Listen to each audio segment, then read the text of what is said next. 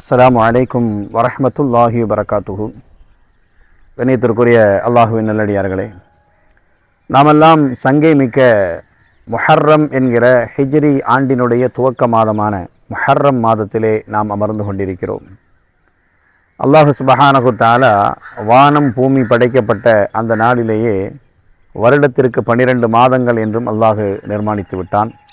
அதிலே சங்கைக்குரிய மாதங்களாக மின்ஹா அர்பஅத்துன் ஹுரும், சங்கையான மாதங்கள் என்று 4 மாதங்களை அல்லாஹ் சுப்ஹானஹு தஆலா தேர்வு செய்தான்.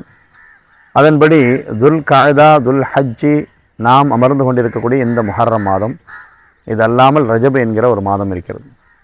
பெருமானார் ஸல்லல்லாஹு அலைஹி வஸல்லம் அவர்கள் இந்த மாதத்தை பற்றி குறிப்பிடுகிற பொழுது ஹாதா ஷஹருல்லாஹில் முஹர்ரம், முஹர்ரம் என்று மட்டும் குறிப்பிடாமல் அல்லாஹுவின் மாதமான முஹர்ரம் என்று குறிப்பிட்டார்கள்.